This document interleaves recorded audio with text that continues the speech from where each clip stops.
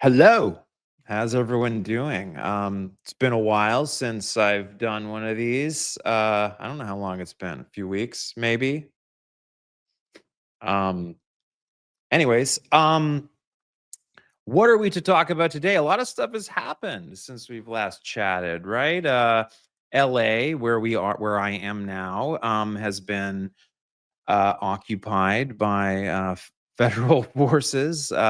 Some of you may have witnessed the absurdity that was the show of presence by federal forces at MacArthur Park um, near downtown Los Angeles on Monday. Um, we've had the Texas floods. Trump now apparently doesn't like Vladimir Putin anymore. It's one of the more positive signs in all of this insanity. Um, JD Vance, is talking about his post constitutional order at the Claremont Institute in San Diego. It's a lot of crazy stuff has happened in the last few weeks. A lot to get into. What to talk about? We could talk about all of it, or we could talk about you know um, the through line. What's the through line in this moment? Well, the through line, as I like often talk about, is the fact that we're in an epistemic crisis, a crisis um, of knowledge and communication as a society. Uh, you know, People talk about this in different ways, right? We've lost our sense of shared meaning, our shared story, the sense that we're all part of something bigger than ourselves. Uh, people talk about this in different ways, but they're all talking about the same thing. Um, uh, you know, we are, we're in a moment of collapse. I talk about this concept of collapse. What do I mean when I say that we're living through collapse? We're living through the disintegration of uh, a whole series of cultural and institutional patterns and inertia that we think of as normal, that we think of as the thing that we need to get back to. But one of the problems that one is going to have to confront is there is no going back to where we've come from. There is only going forward. We are moving rapidly forward towards a different context that's being shaped by the forces of culture, of technology. What is happening with AI right now is greatly consequential. Not to mention, um, major developments in warfare, drone technology, synthetic biology. Uh, these are all concerning things that we need to be paying attention to as a responsible society. But it turns out we are not such a responsible society. We have put very unserious people in charge for reasons we can talk about. I put out a piece on this. I mean, one of the things that is really hard um, about parsing our moment is that there are in fact many truths that are true. It is true that the liberal establishment that the right hates so much lost touch with the working class. I mean, that happened, right? I mean, the Democratic Party kind of has become the party of the rich elite. It has, right? The polls show this. Voter trends reveal this to be the case. So you and the obviously the other big through line there is education. There's a overlap of education and the elite and where they live in coastal cities as opposed to sort of middle America. We know all this, right? These are things we have to confront, right? Certainly doesn't make the fascist right wing response to these complaints um, ethically justified in any way. I mean, and these people, we are facing a fascist moment in this country. Um, but we also have to kind of confront the ways in which power and our institutions have created this opportunity. I write a lot about these tech right reactionaries and their plans and their designs on the future. I've written extensively about Curtis Yarvin at this point, Balaji Srinivasan and his crazy network states. Um, I've written about the sovereign individual, book written by Davidson and Rees Moog. Um, and I've written some pretty, like, I think, like, pretty, like, strong critiques of those of all of those works. Um, but it should be understood, like, it needs to be understood at some level that um, these people were taking advantage of an opportunity that had opened in front of them. When one thinks about this and sort of the narrative arc in their head, there's this sort of tendency to think that there's this sort of natural direction to history, right? That history, like, moves in a certain way, that we were at this end of history, this Fukuyaman end of history, right? That would have gone on forever if not for the conniving ways of the Curtis Yarvins and the Peter Thiels and the Mark Andreessens and the David Saxes of the world. That's not true. That part's not true. What is true is that those people are, yes, they are evil, and they have evil designs that are focused on their own personal ambitions and their own views of the world that they want to impose, with with or without your consent, and with the knobs and levers of state power on their side. That's true, and I write about that, and I've written about their ideology and, like, what's driving them. But they're also opportunists who stepped into an opportunity that was handed to them by um, a bunch of blind spots that this sort of centrist liberal establishment, myself included, by the way, I include myself in this criticism. I am not pretending like I wasn't part of this problem. I was, right? And more than one way. I was blind to some of these forces, until I was forced to confront them. But upon seeing the reality of this, I've clearly made a different decision than some other similarly situated people to myself. Um, you know, um, I've lost friends and colleagues in the tech industry, because upon reflection, I realized that, yeah, I mean, like, what is it that I really care about? Do I care about the ability of Silicon Valley companies and venture capitalists to be able to go and innovate without any restriction at all on their ability to develop new technologies and disrupt everything under the sun? Or do I value community, right? And a sense of nationhood, right? Shared nationhood, shared story, a shared vision for humanity, a backdrop in society that has an answer to the question why, not just how. It's one, and this is, this is really showing, right? I think what we talk about philosophically when we talk about things like, Hume's is-ought distinction, Hume's guillotine. Like, we can build rocket ships, we can build computers, we can build AIs, we can do all of these things. And for a lot of people, it just seems very obvious we should do these things. We don't often think about the reasons why we do these things. Like, why are we going to Mars? Like, why are we going to Mars?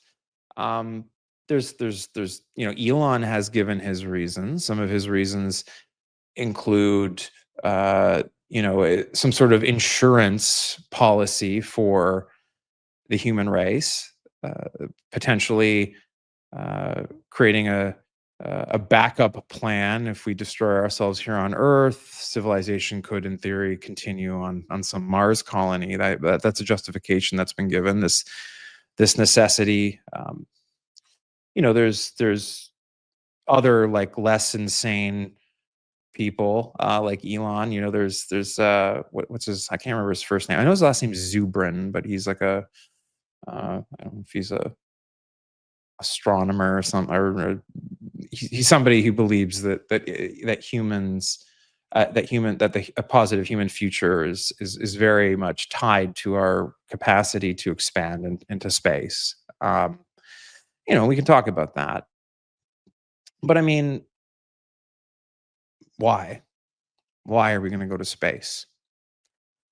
I think we should go to space, by the way. I'm not anti-space. I think we should go to space. But I'm stopping here and I'm forcing ourselves to me. Well, it's my show. I can do whatever I want. I'm forcing you with me to confront the why question, right? Like, why do we want to go to space? Like, why am I talking about this? Well, I mean, because this applies to everything, right? Um, like, why build a car? Well, because people want to drive places, right? I mean, why do they want to drive places? Well, for business or for pleasure. The why is really important. The why is where our humanity lives. Um, it's People become very confused, right? This is sort of strange, uh you know it's not like it's like some like there might actually be like a term for it, and I'm embarrassed that I don't know it if it exists, but like it's like a it's like a weird sort of this technological, well, I mean, I guess you could call it like technological determinism, right? um which I think someone who I've openly criticized and doesn't like me, I think that openly embraced recently. This notion that technology, their technological mode, right, the landscape of our technological capabilities is what forms sort of the the backdrop of our history, and that technology is what leads us towards an inevitable history.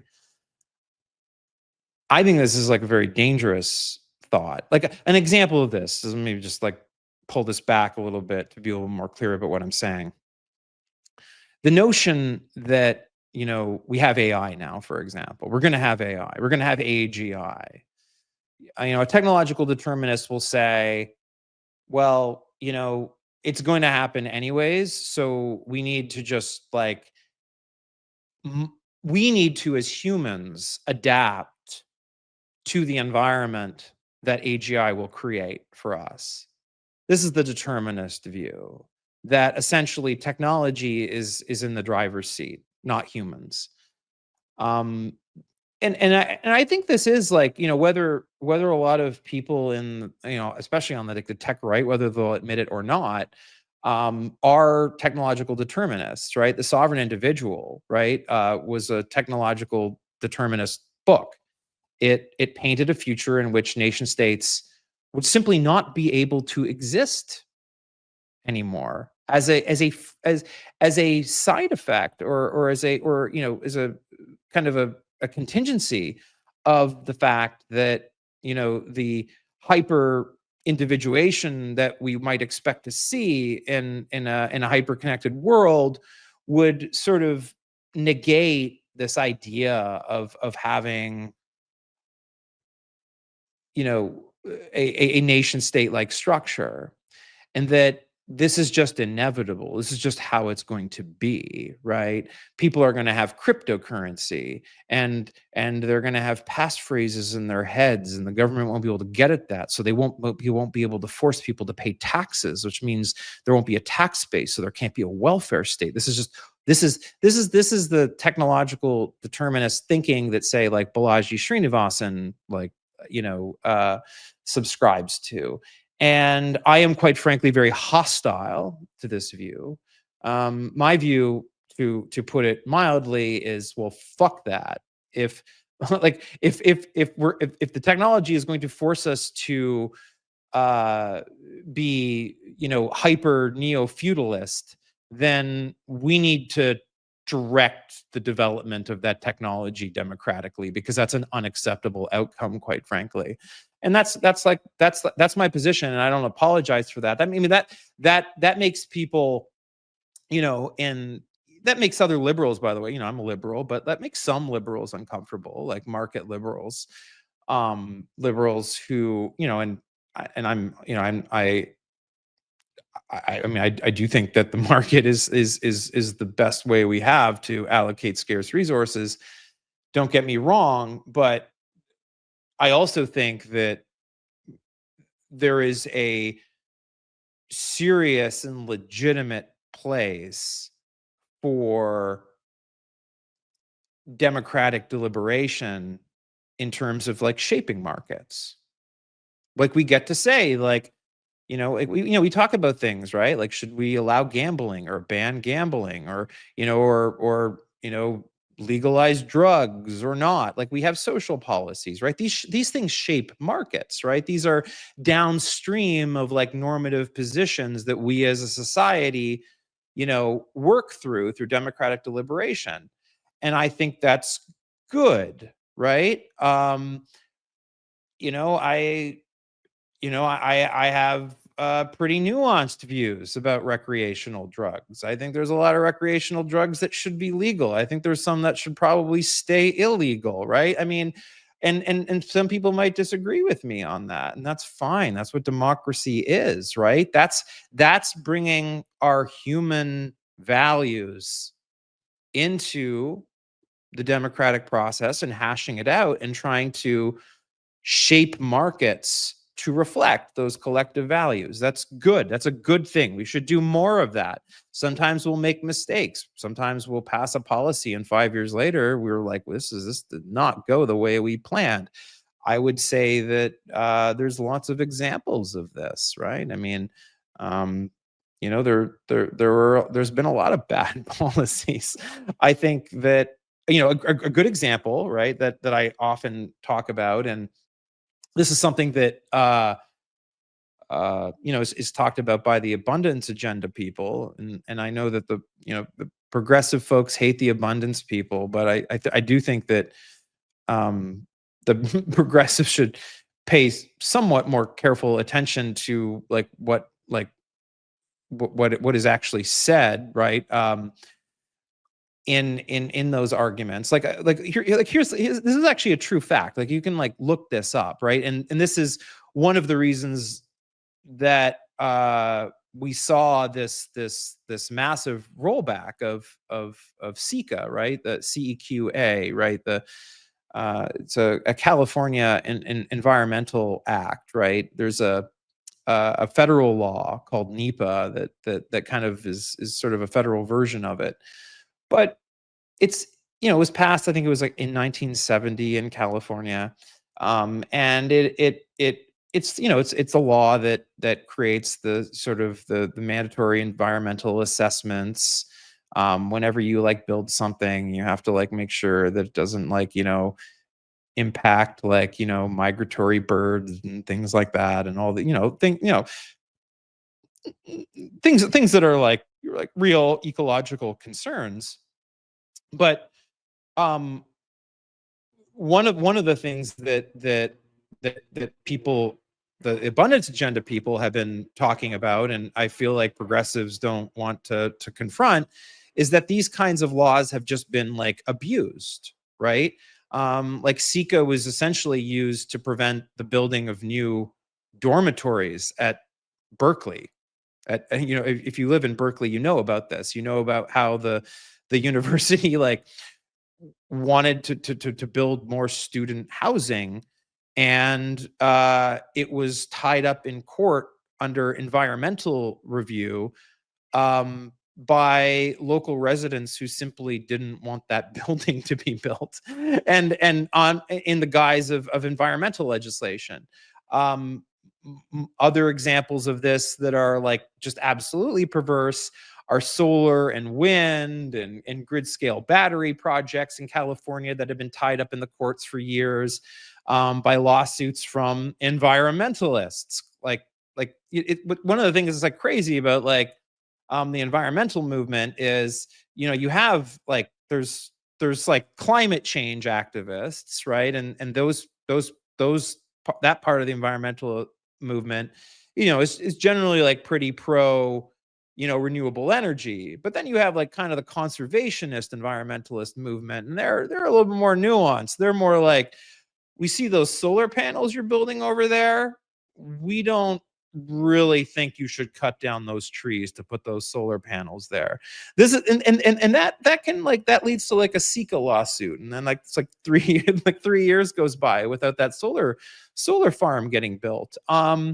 And that has actually so those that kind of like dynamic, which really doesn't get talked about like openly, like within like, the left coalition.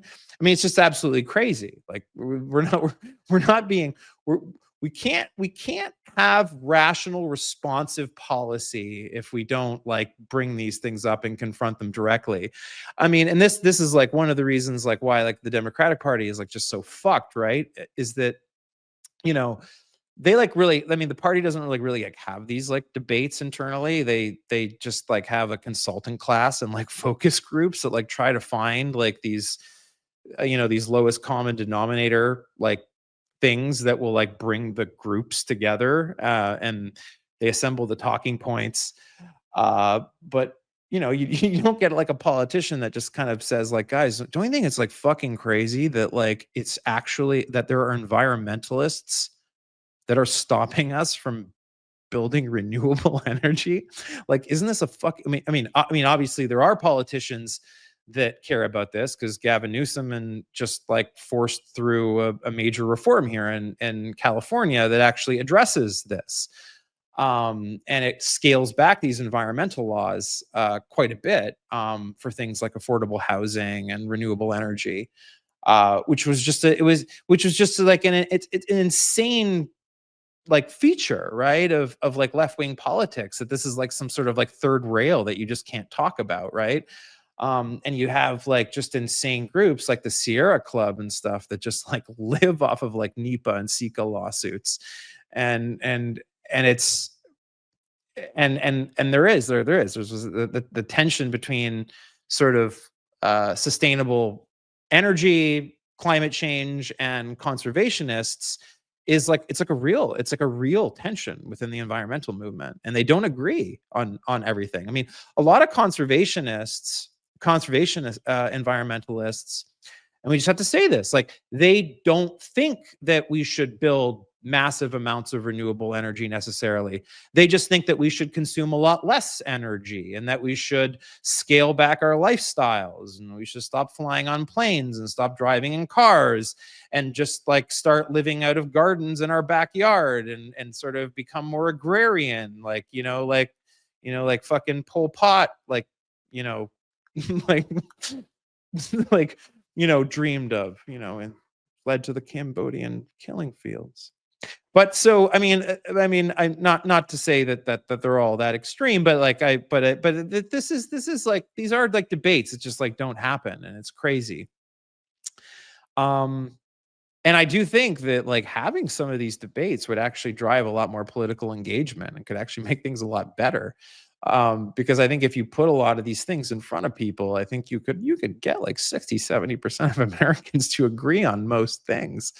The problem is that, the way that our political coalitions work is you end up with all of these like third rails and all of these things that are off the table, um, because there's just this weird dynamic that emerges, this sort of coalitional management. Oh, if we say this will piss off the conservationists. If we say this, it'll piss off the the centrists. If we say this, it'll piss off the progressives. If we say this, it'll upset the LGBTQ people. Like, it's like, you can't do politics that way. You need to bring stakeholders to the table. You need to like be like, we have a problem here. We have a planet that's going to like overheat, and the ice caps are going to melt, and so we have to have an energy transition. And we're not going to be able to convince people to become voluntarily poor and agrarian. So we're going to need a lot more energy. We're just going to need that. um that's going to involve building some stuff. It's going to involve building a lot of stuff, quite frankly. And we want, and to be clear, we're going to like build some things that are clean. We're going to build some solar and wind, maybe some advanced geothermal, maybe nuclear, modern nuclear, safe nuclear power. Sorry, Greenpeace, like we may have to do some of that. Everything is about like risk benefit here, guys. This carbon dioxide problem is a real serious problem. And just like bring people to the table, and talk these things through, rather than like treating these things like political third rails, like we currently do, which is like left the Democratic Party in complete like paralysis. There's of course, there's some good things happening. Like I do think that the abundance guys are making a lot of good points. And I think, like, honestly, if I'm just going to put my cards on the table here, I mean, I think that the abundance people and a lot of the progressive people are like talking past each other, because like here's what I think. I agree with the progressive left on the fact that capital and business interests and corporate power has gotten out of the cage. It's clearly operating outside of law. It's clearly taken on power of a political character that is unacceptable in a republic. We can't have that. So yeah, I mean, like, bring on the antitrust, and bring on the regulations. I'm all for that. I think, yeah, I mean, like, do I think billionaires should run the world? No, I don't think that. Let's not do that. Let's take their power away, and let's do it quickly. We need to overturn Citizens United. This is really important. We need to like have campaign finance reform.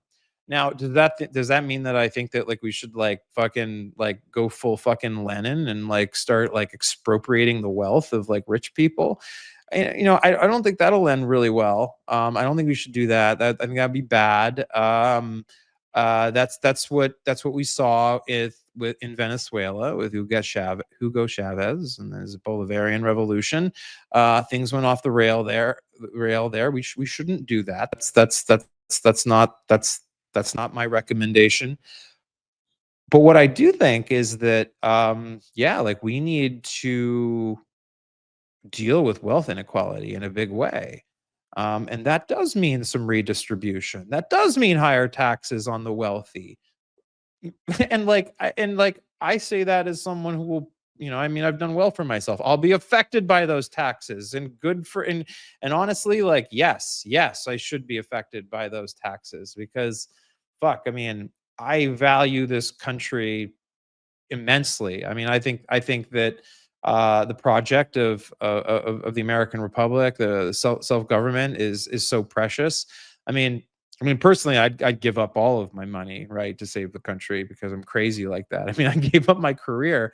Um, I think wealthy people, need to have a sense of noblesse oblige, a sense of noble obligation, to the country.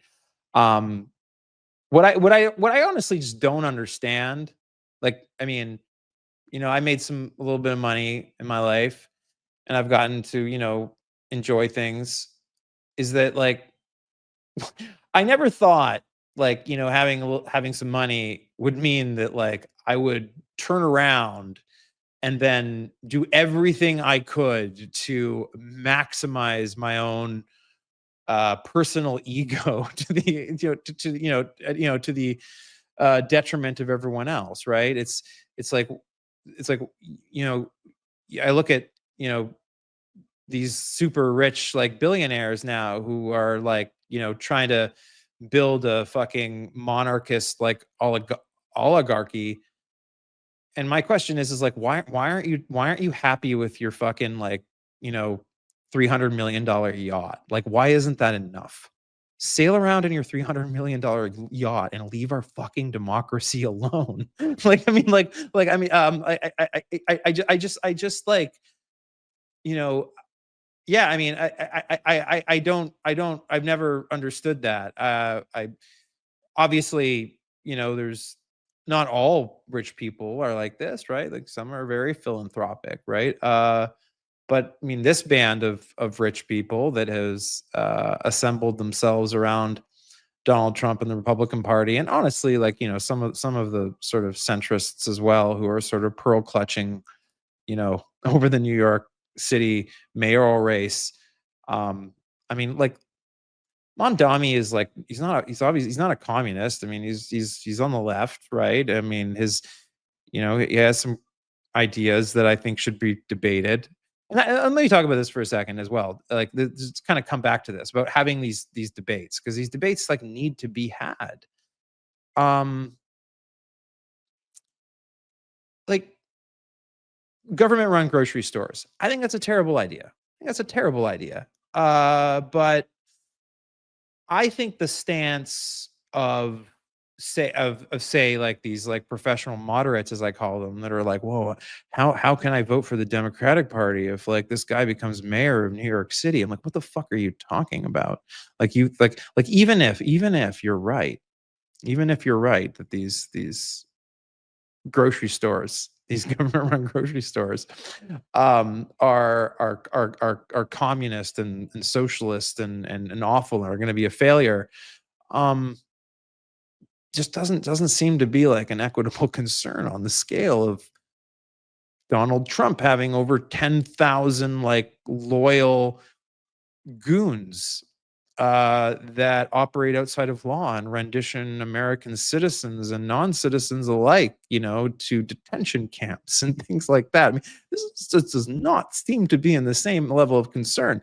Like, I'd be more than happy to like, talk to Zoran or debate Zoran and be like, Zoran, like, I mean, I honestly like his like I think his goals, like his like summum bonum and mine are the same, and we might have some disagreement with like how to go about it. Um, but yeah, I mean that's what you would expect like from like intellectually honest moderates to do would be to engage in the debate, to be like, hey, like, do you think that having government run I mean, government really shouldn't run grocery stores, guys. I mean, like grocery stores are like pretty like they don't make that much profit, honestly. Like seriously, like I dare you to kind of go into the sort of the fine like go on like CNBC or Bloomberg and look at like the earning statements of like grocery store chains. I mean, they make like 2-3% profit margin, like tops, right? These are like there's so much competition in the grocery space that the difference between like wholesale and like what you buy like off the shelf is like a tiny percentage. This is not a place where we need the government's help. But like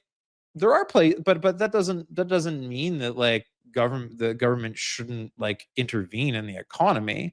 It doesn't mean that like we shouldn't like raise taxes on wealthy people. We absolutely should do that.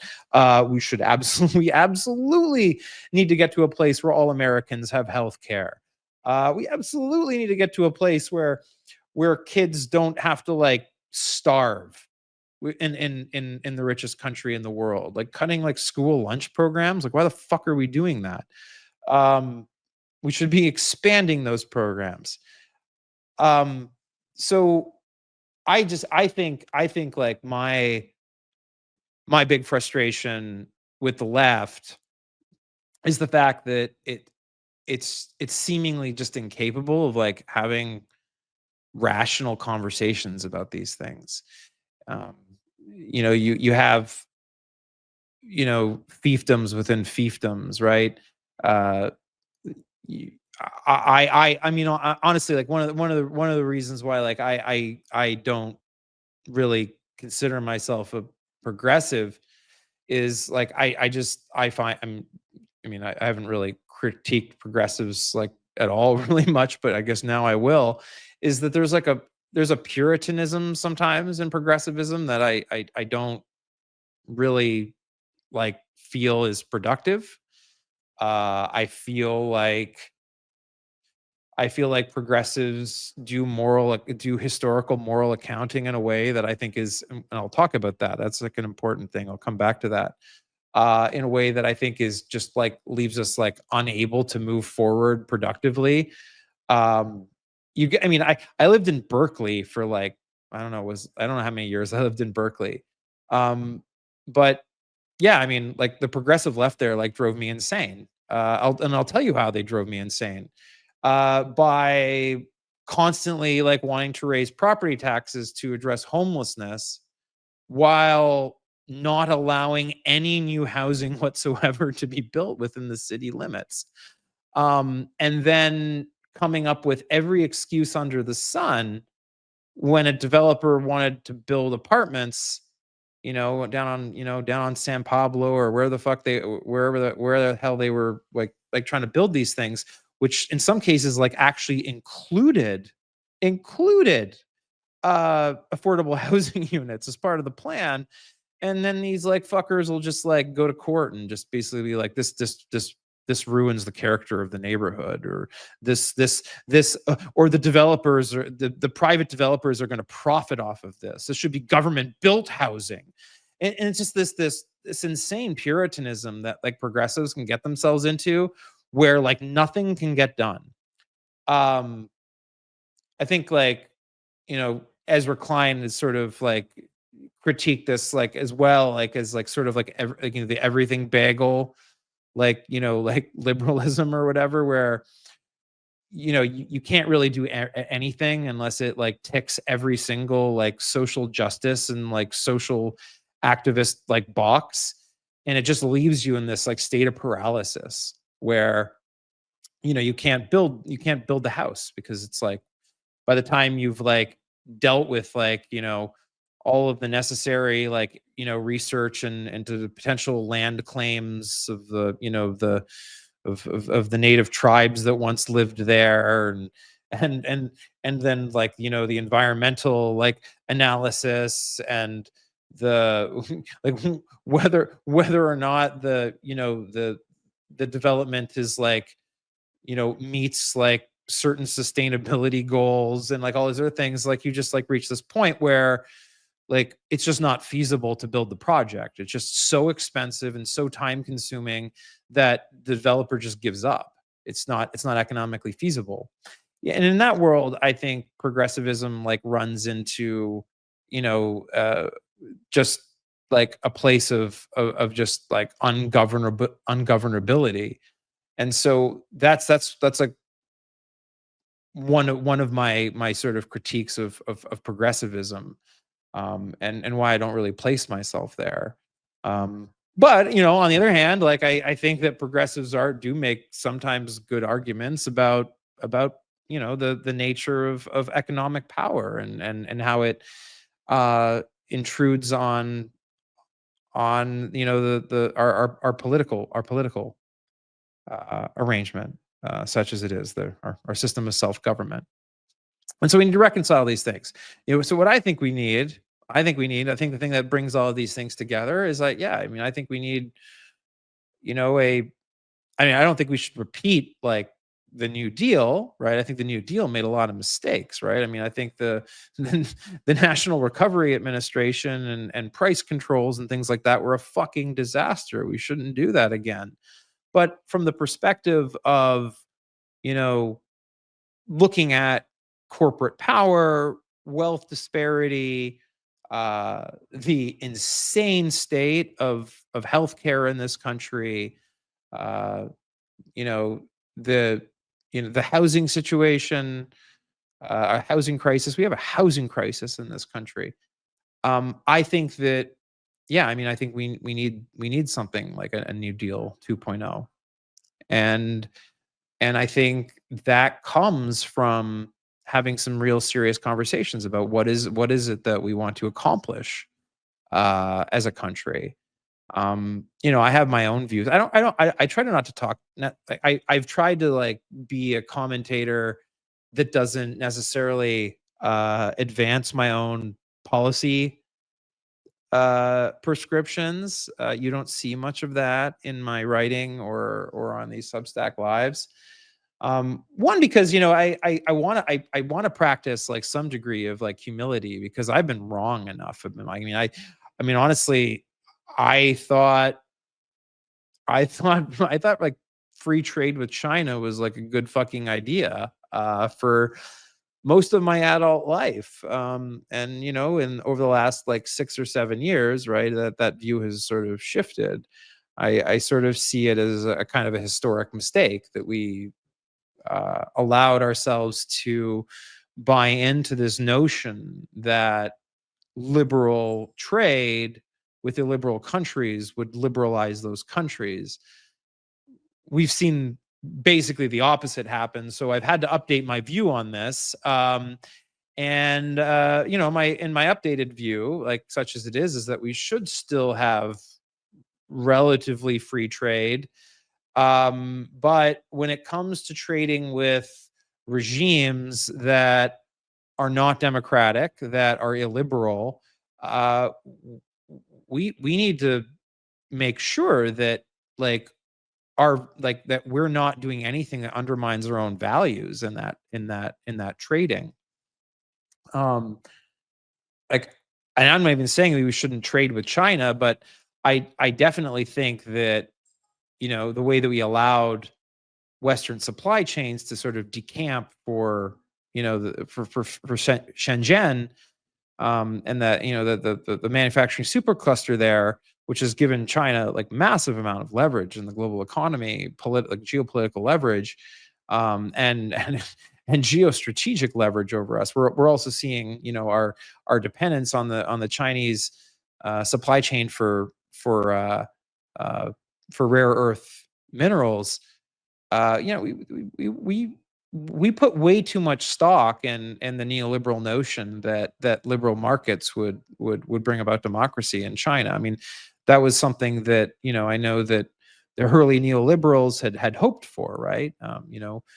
Margaret Thatcher was like very hopeful in the handover of Hong Kong to China, that Hong Kong's you know uh, more democratic ways would sort of infect mainland China. um, that did not happen. Hong Kong has been well subjugated. So we have to update our priors there, right? That was a bad mistake. Bad mistake. Thinking that free markets would necessarily lead to free people. What happened, as we all now know, is that the Communist Party in China, they became capitalists, and they they now use and shape those markets to serve their own power. And that's what this ascendant oligarchy in the United States seeks to do as well. And so we stand on the precipice of that. And this is a very, very, I mean, it's the most dangerous moment in human history. And that may sound hyperbolic, because you're like, well, Mike, we had World War II, there was like the Cold War. I mean, we're in far, far more danger as a civilization than we've ever been. Um, I mean, just think about the nature of the risks that we're now exposed to. It's not just nuclear weapons. Um, you know, I mean, we're probably going to see like people being assassinated by autonomous drones in the next 5 to 10 years. We're going to see with AI and breakthroughs like Google's AlphaFold, in synthetic biology, you're going we're the capacity for building biological weapons and potentially for like no, like there you can buy gene printers. Like there are gene printers.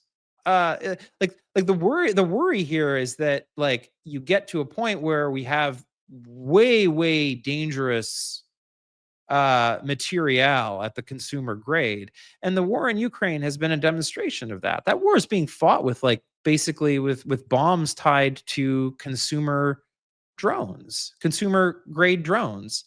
And if we're getting to a world where we have like, anyone can, I mean, I don't know how expensive gene printers are right now, but like one imagines they're coming down in price, and you have the combination of AI and gene printers and the ability to basically like just like basically print bacteria, and have some AI design some like biological super weapon. We have to start worrying about like terrorist groups, like worrying about like religious radicals around the world getting access to that technology, as it becomes cheaper and more ubiquitous. These are very scary threats that if we were a serious world that wasn't dealing with these power struggles as we are, these ascendant oligarchs who are trying to take control, maybe we'd all be meeting in New York City at the United Nations and talking about regulating these things on a global basis, because these are very scary things that could wipe out the entire human population. We're not talking, I mean, people are talking about it. There are people that deal with these existential, risk analyses. And, if you talk to them, they're pretty alarmed. They think it's like 2 minutes to midnight. And we're not exactly in a place like as a society, and as a polity, to address them, because right now we're worrying about Donald Trump's daily whims. You know this is not a good, like, so like, we have this is the sort of the backdrop of risk that we don't really think about. We're very worried about our democracy. We do need to be worried about our democracy, because it is through our democracy that we can potentially bring these problems under control. Because like these motherfuckers from Silicon Valley, like, like the Mark Andreessens of the world, talking about effective accelerationism. They're trying to like build some like special economic zone city in Northern California where like the laws don't apply. I mean, these motherfuckers just want to go and like build these technologies on full throttle, without any regulation, without any oversight. We absolutely cannot let them do that.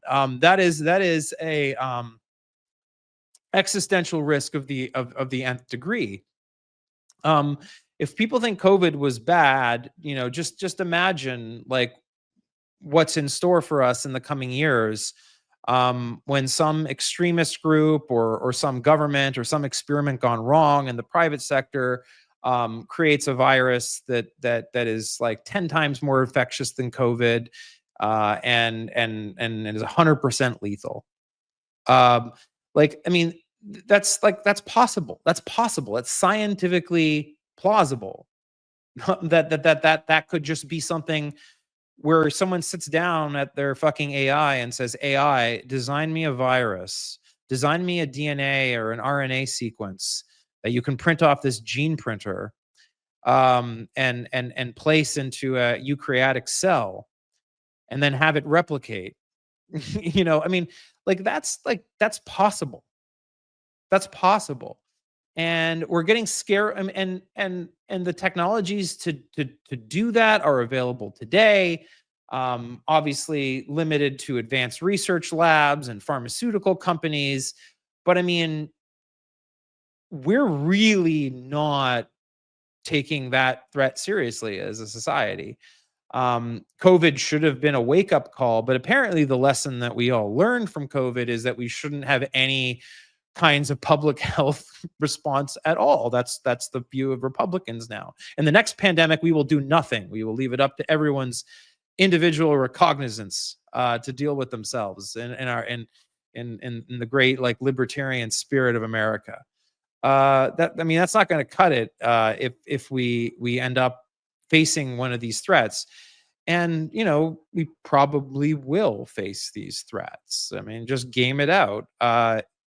So so that's why I say that we live at the most dangerous moment in history, literally the most dangerous moment in history, because we're building technologies that we don't fully understand, cannot control, and we have a group of oligarchs that have successfully thrown wrenches in the gears of regulation. You have like David Sachs, right? This seditious motherfucker from Silicon Valley, who recycles Putin's talking points and is the, you know, I mean, this guy that's been this guy's mission. This guy's mission has been to disable the government's ability to bring any regulation on this class of technology, and they just want to race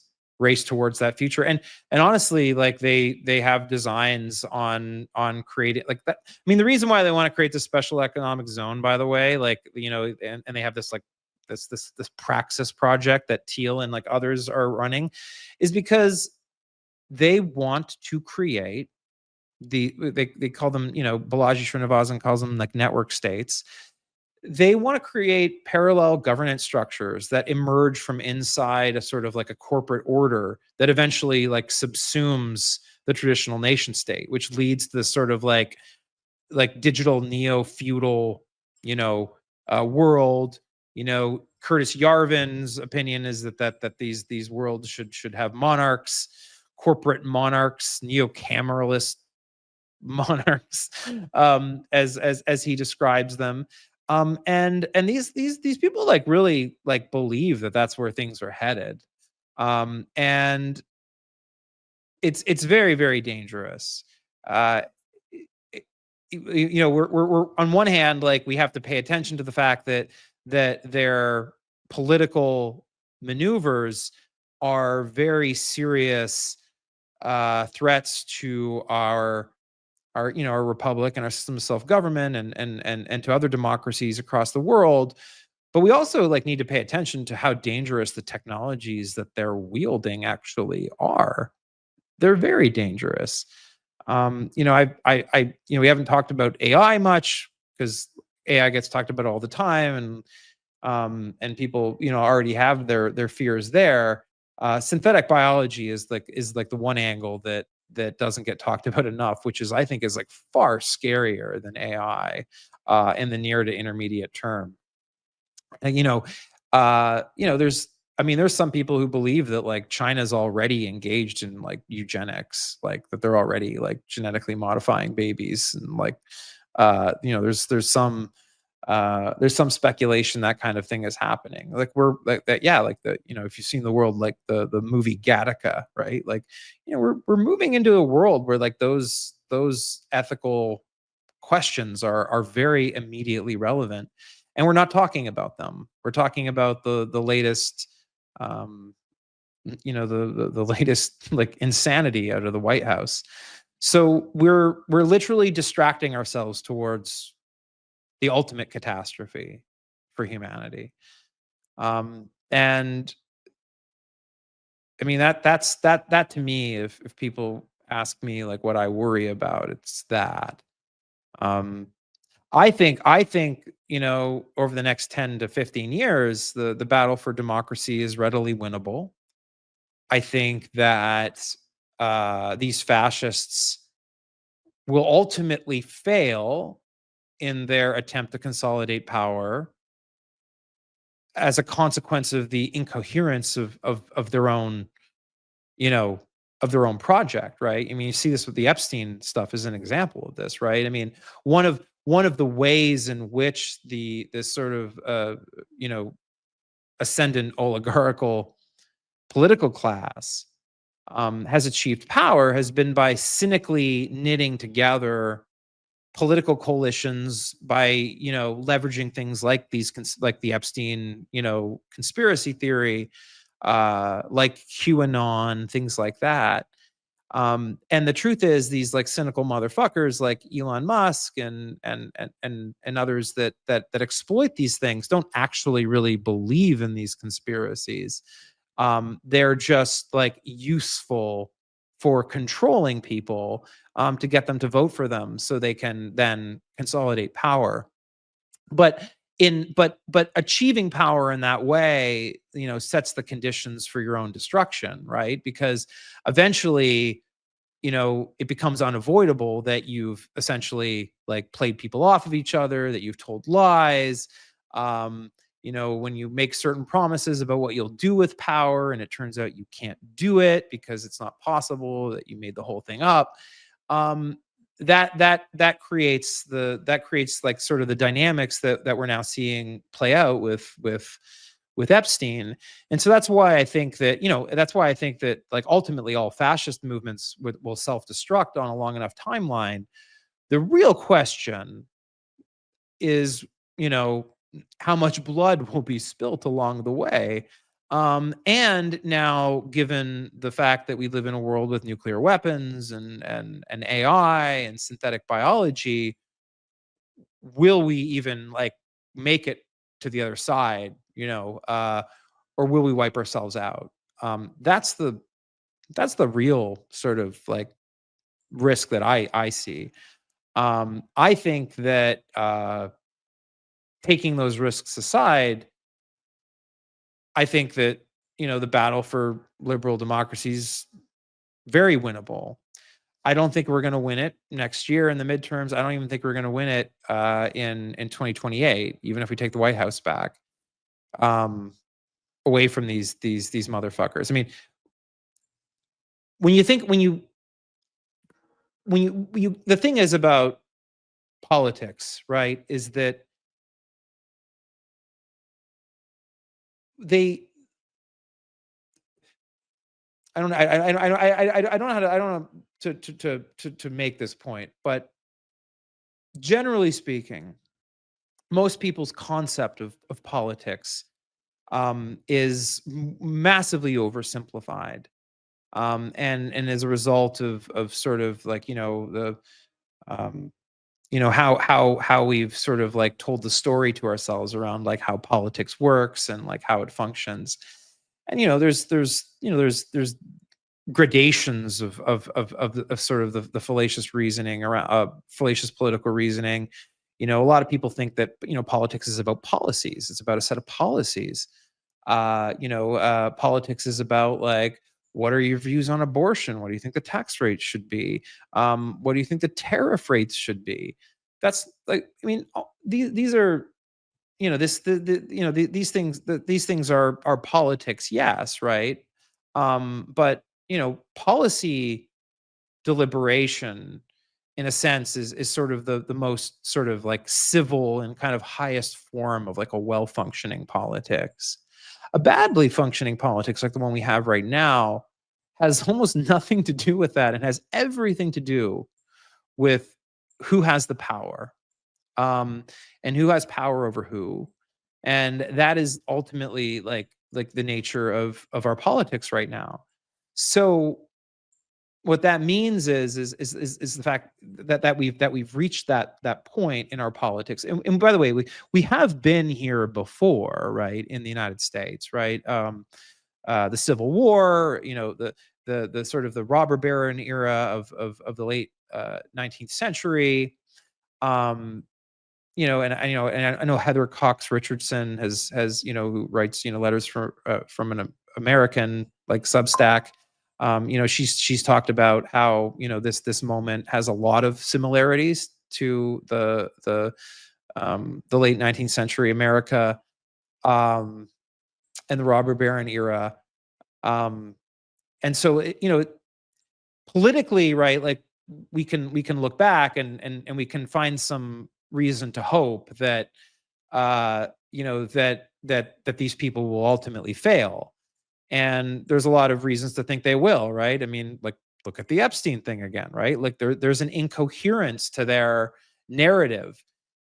They are stealing from us, right? Like Trump is stealing from us. These are like they are engaged in kleptocratic theft from Americans.